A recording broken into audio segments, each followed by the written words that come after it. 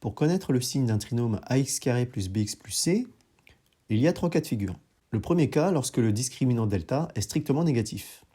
On sait alors qu'il n'y a pas de racine, pas de factorisation et que la parabole ne coupe pas l'axe des abscisses.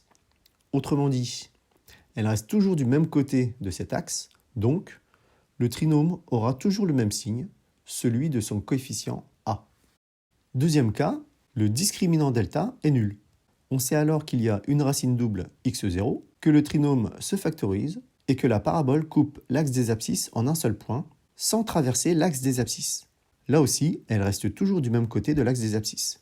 Donc le trinôme, là encore, aura le même signe, celui de son coefficient a, tout en s'annulant en x0. Enfin, troisième et dernier cas, le discriminant delta est strictement positif. On sait qu'il y a alors deux racines réelles distinctes x1 et x2.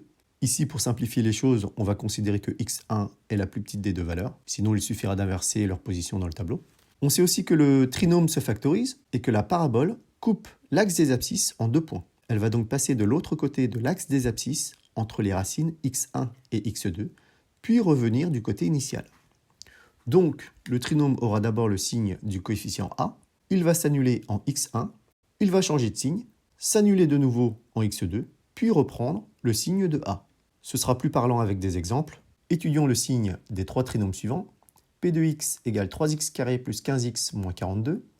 Q de x égale moins 3x carré plus x moins 7. R de x est égal à 9x carré moins 6x plus 1.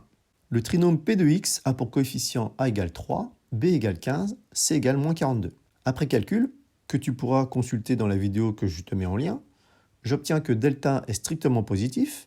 Il y a donc deux racines réelles distinctes, x1 égale moins 7, x2 égale à 2. Je dresse mon tableau de signes et j'y place mes deux racines. Le trinôme 3x carré plus 15x moins 42 s'annule en moins 7 et en 2. Comme a vaut 3, il est strictement positif. Je commence donc par mettre dans mon tableau un plus, ensuite un moins, puis un plus. Le trinôme q de x a pour coefficient a égale moins 3, b égale 1, c égale moins 7. Après calcul, on obtient que le discriminant delta est strictement négatif.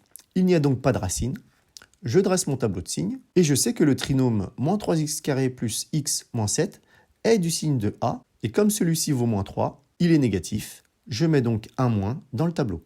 Enfin, le trinôme r de x a pour coefficient a égale 9, b égale moins 6, c égale 1. Après calcul, on obtient que le discriminant delta est nul. Il y a donc une racine double x0 qui vaut 1 tiers. Je dresse mon tableau de signes.